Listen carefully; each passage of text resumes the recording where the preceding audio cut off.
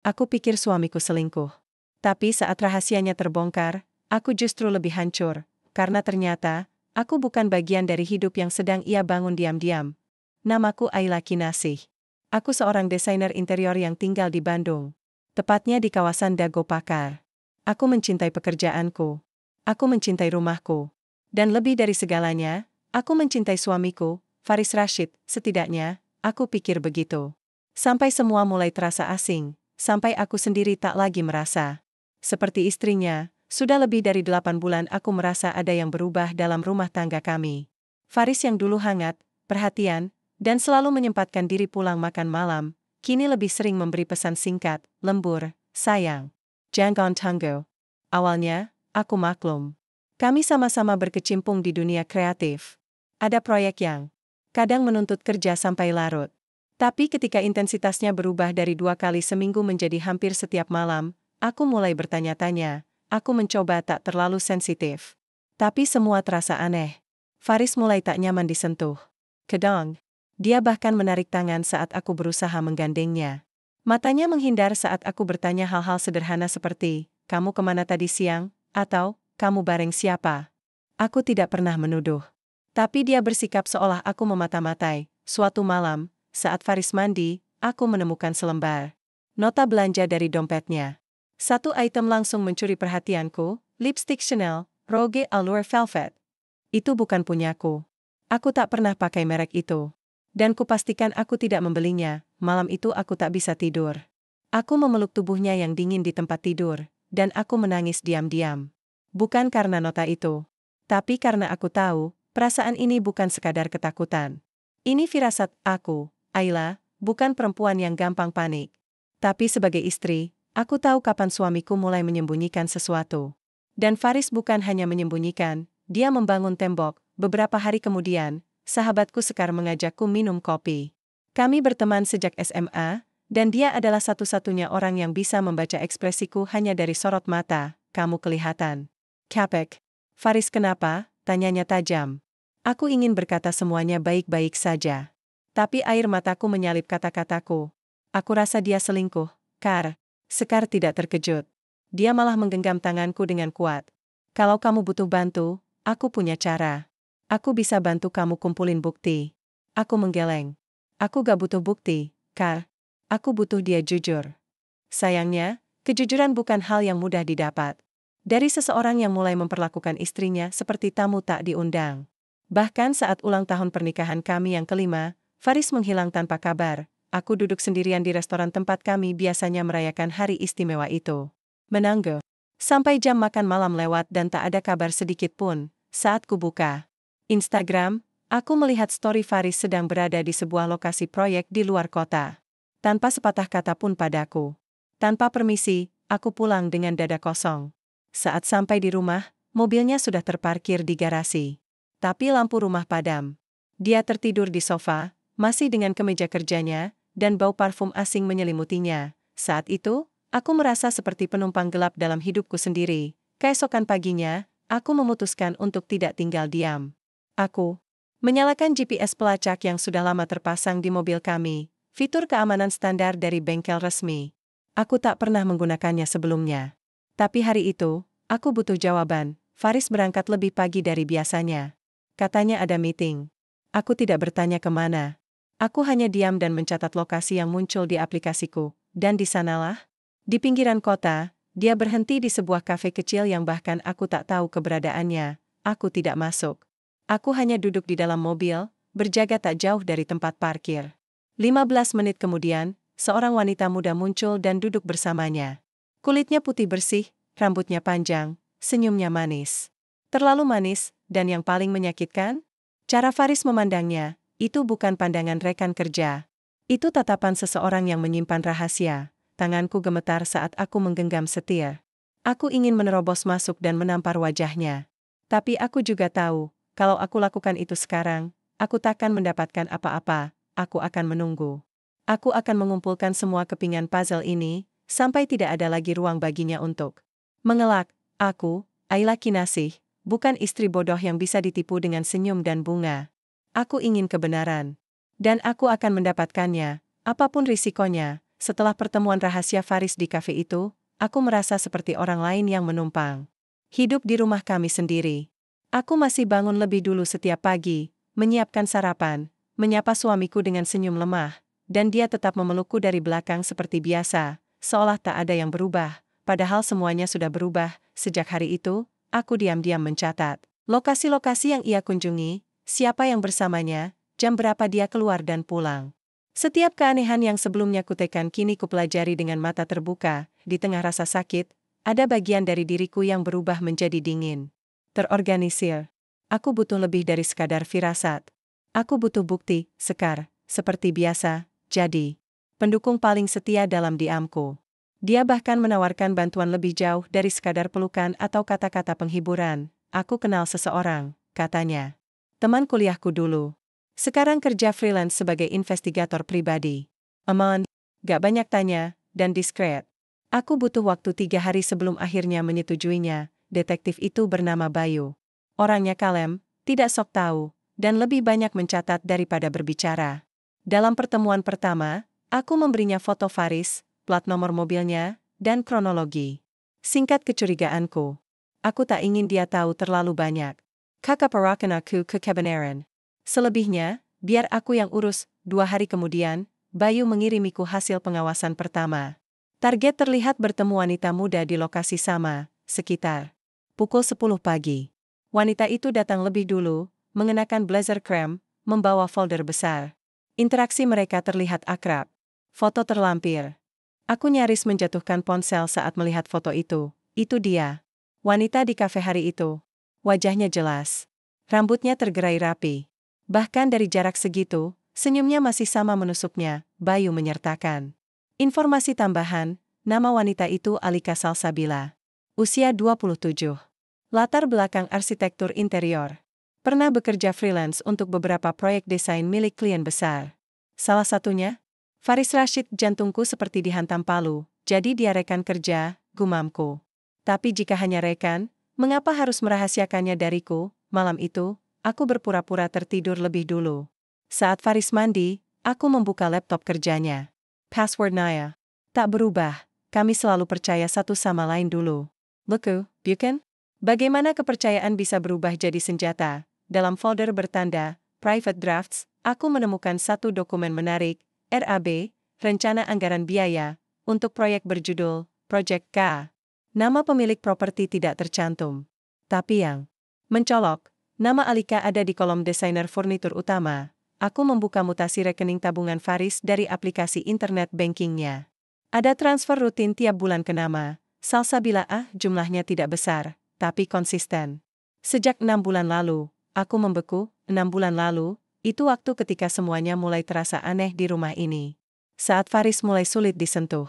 Saat dia mulai sering keluar kota, aku menutup laptopnya dengan napas memburu. Aku ingin membangunkannya, menyeretnya keluar kamar, dan menuntut semua penjelasan. Tapi hatiku berkata lain, aku ingin tahu seberapa dalam kebohongannya ini.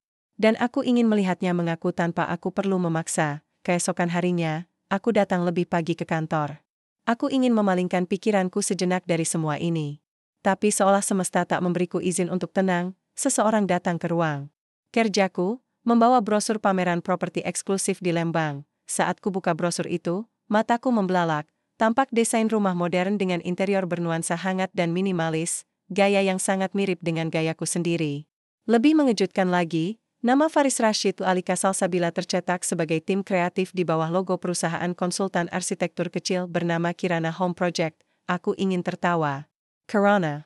Nama anak yang belum kami miliki tapi dulu sering kami ucap dalam doa. Nama yang kami siapkan untuk masa depan yang kini terasa fiktif. Apakah ini kebetulan? Atau dia sengaja menggunakan nama itu sebagai pengingat akan mimpi yang sekarang ia bangun dengan orang lain? Aku duduk terdiam cukup lama hari itu. Semua terasa absurd. Rumah yang kami impikan, nama anak yang belum sempat kami lahirkan, bahkan desain yang mencerminkan diriku sendiri, semuanya sekarang milik Faris dan Alika, tapi tidak lagi. Kalau ini benar-benar rumah yang sedang mereka bangun, maka aku akan datang. Aku akan melihatnya dengan mata kepala sendiri. Dan aku akan tahu, apakah aku hanya sedang menelan cemburu, atau memang sedang dikhianati, dan jika benar dikhianati, Aku tidak akan membalas dengan air mata, aku akan membalas dengan cara yang membuat mereka tak bisa lupa seumur hidup. Aku tiba di Lembang menjelang sore, ketika kabut mulai turun perlahan dan udara mengalir lebih dingin dari biasanya. Jalan menuju lokasi proyek, Kirana Home Project, tak terlalu ramai, tapi cukup terpencil untuk membuatku ragu sesaat. Bahkan, Google Maps seperti enggan menunjukkan arah dengan akurat. Aku parkir mobil beberapa meter dari lokasi.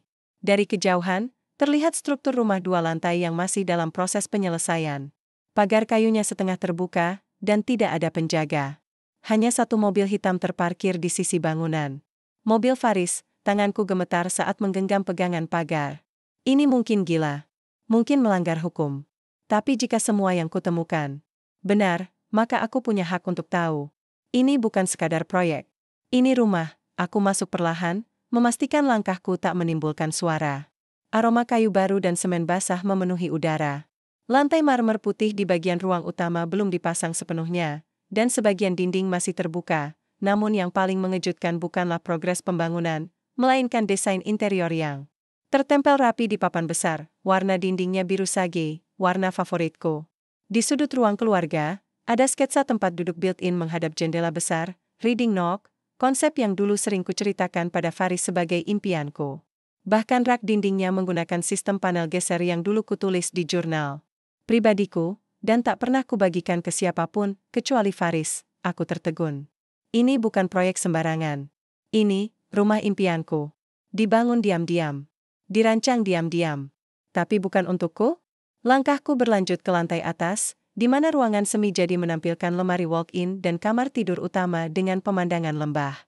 Di atas meja desain, tergeletak moodboard berisi kain, potongan kayu, dan label-label kecil bertuliskan hal-hal pribadi, Eyelash Corner, Sunrise View Window, Custom Closet, untuk koleksi sepatu istri.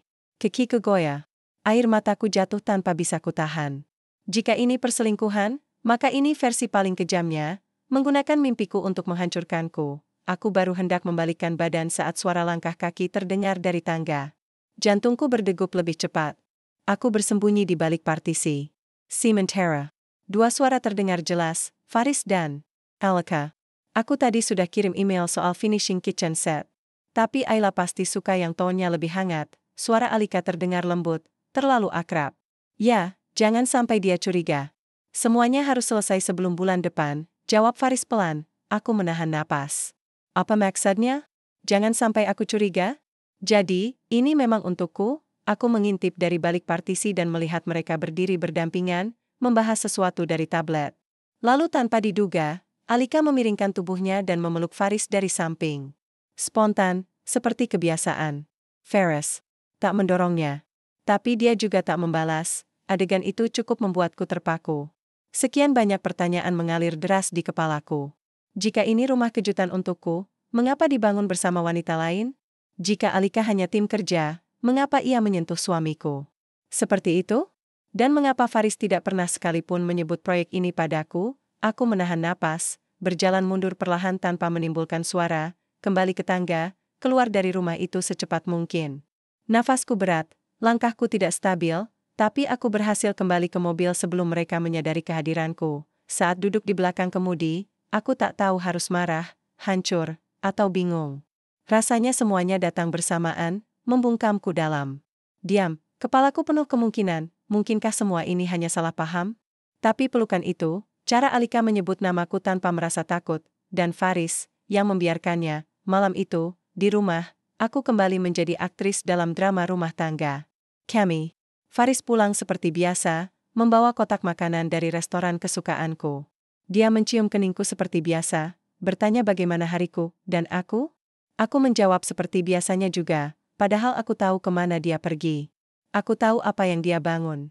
Dan aku tahu, aku harus mengambil alih permainan ini, mulai sekarang, bukan aku yang dicurigai. Bukan aku yang mencari tahu, tapi mereka yang akan terkejut. Sudah seminggu sejak aku menyelinap ke rumah itu, rumah yang katanya untukku.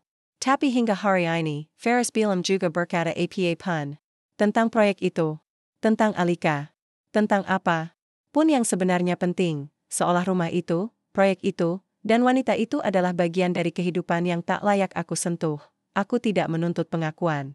Bukan sekarang. Aku ingin tahu seberapa jauh dia akan pergi untuk mempertahankan kebohongannya. Aku ingin tahu seberapa besar kepercayaannya bahwa aku ini akan terus diam. Jawabannya segera datang. Malam itu, Bu Ratna, ibu mertua yang dinginnya bisa menyaingi es batu di kulkas, menelepon. Ayla, ikut ya ke acara ulang tahun Bapak Minggu ini di Hotel Savira. Keluarga besar semua datang. Nada suaranya tidak memaksa, tapi seperti biasa, penuh tekanan halus. Aku mengiyakan. Dan dalam hatiku, aku bersumpah akan menggunakan momen itu untuk menembus lapisan drama keluarga yang selama ini terasa palsu. Sabtu malam, aku berdiri di lobi hotel dengan gaun biru gelap yang elegan tapi tidak mencolok. Faris di sampingku, tampak normal seperti biasanya. Tak ada tanda-tanda bersalah, tak ada kegugupan. Dia bahkan menggenggam tanganku saat kami masuk ballroom, tapi aku tidak fokus pada Faris malam itu. Aku mencari Alika, dan tak butuh waktu lama, dia berdiri di pojok ruangan, berbicara dengan salah satu sepupu Faris. Tampak anggun, mengenakan gaun krem dan sepatu hak rendah. Orang-orang menyapanya seolah sudah mengenalnya. Seolah, dia bagian dari keluarga ini. Aku berjalan mendekat, berdiri cukup dekat untuk mendengar percakapan antara Alika dan Bu Ratna, yang sedang menyusun bunga di atas meja VIP. Aku bersyukur bisa ikut dalam acara ini, Tante. Suara Alika terdengar ringan. Rasanya seperti kembali punya keluarga. Bu Ratna menoleh dan tersenyum hangat, senyum yang bahkan aku jarang lihat sejak menikah dengan putranya. Kamu memang keluarga, Nak. Maaf baru sekarang semua ini terungkap. Tapi kamu tahu, almarhum Derajat sangat menyayangi adik-adik tirinya. Ayamu dan beliau seperti saudara kandung sendiri. Aku terpaku. Alika, bukan selingkuhan, tapi juga bukan sekadar rekan kerja. Aku melangkah mundur, membiarkan ucapan itu meresap. Faris tak pernah menceritakan apapun tentang ini. Tentang Alika yang ternyata memiliki hubungan darah, meskipun jauh. Tentang wasiat ayahnya yang rupanya menyebutkan nama-nama keluarga yang tak pernah dibahas selama ini. Tentang proyek rumah yang ternyata, mungkin memang bukan pengkhianatan, melainkan kejutan, tapi mengapa merahasiakan semuanya dariku? Malam itu, aku memutuskan untuk bertanya langsung. Tanpa marah, tanpa air mata. Aku ingin mendengarnya sendiri, dari mulutnya. Saat kami kembali ke mobil, aku menatap Faris dan berkata pelan, jadi, Alika adik dari keluarga ayahmu? Faris menoleh, terkejut. Wajahnya seperti baru saja ditampar angin dingin. Kamu dengar dari siapa? Dari ibumu. Dari dia sendiri. Aku mengangkat daguku, mencoba tetap tenang. Lucu ya, kamu bisa bangun rumah, proyek, dan kebohongan sebesar itu tanpa pernah mengajakku bicara. Bahkan tentang keluarga baru.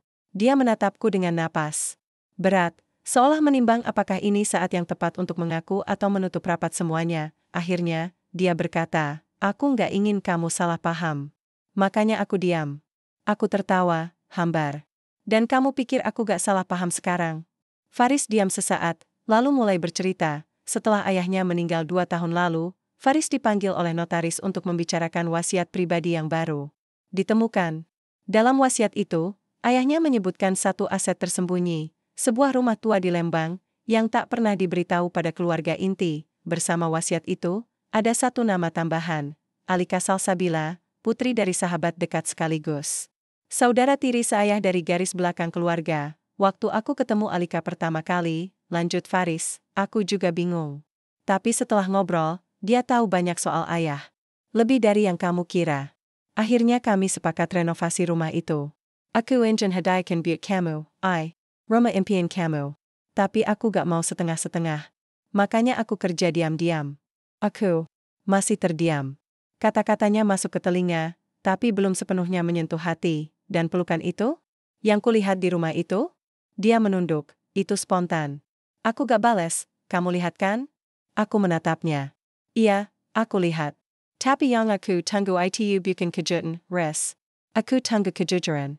Dia terdiam, dan disinilah aku berdiri malam itu, di dalam mobil, di antara dua kebenaran. Satu yang terlambat diakui, satu lagi yang sejak awal dikubur dalam niat baik. Aku tak tahu apa yang lebih menyakitkan, diselingkuhi, atau dilibatkan dalam kejutan besar tapi tanpa diajak menjadi bagian. Tapi aku tahu satu hal, aku takkan menunggu lagi. Mulai detik ini, aku yang akan tentukan cerita ini akan berakhir bagaimana.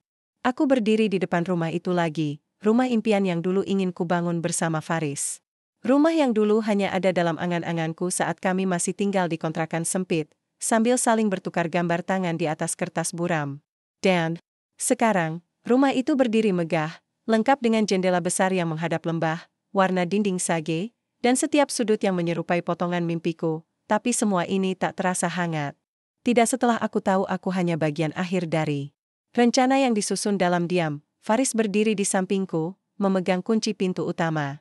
Matanya menatapku seolah masih berharap aku akan tersenyum. Takjub, bahagia, aku tahu ini semua berantakan, katanya pelan.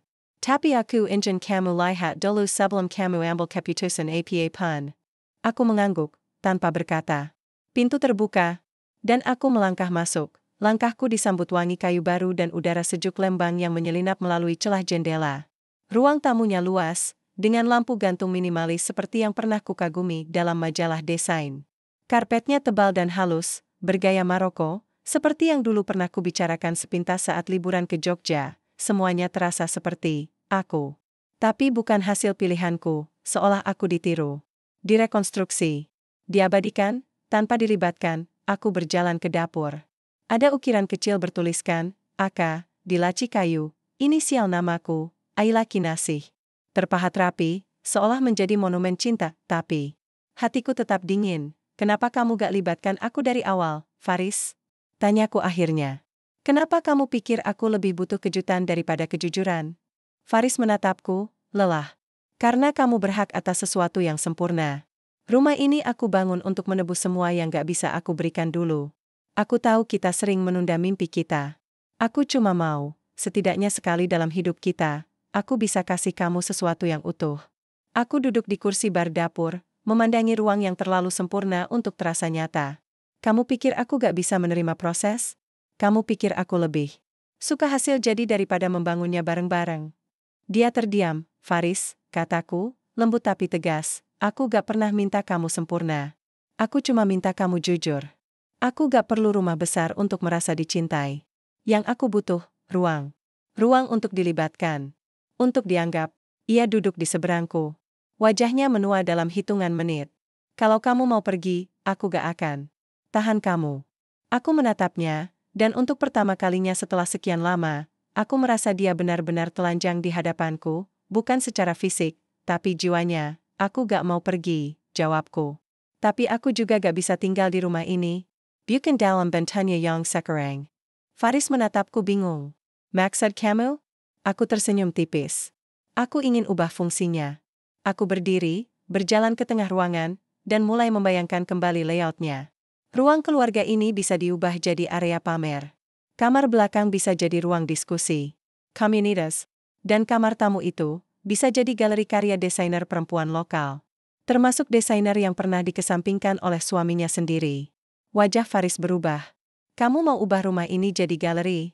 Aku ingin rumah ini punya makna baru. Bukan tempat tinggal untuk dua orang yang kehilangan arah, tapi tempat untuk mereka yang ingin bangkit. Aku menatapnya. Dan kalau kamu mau mendukungku, biarkan aku jalankan ini.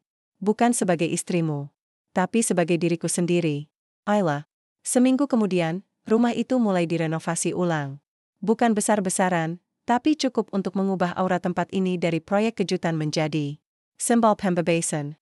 Aku menyewa tim kecil, mengganti beberapa panel, dan menghilangkan bagian-bagian yang terlalu personal, seperti ukiran inisial di laci. Aku mengganti ukiran itu dengan tulisan baru, ruang tumbuh.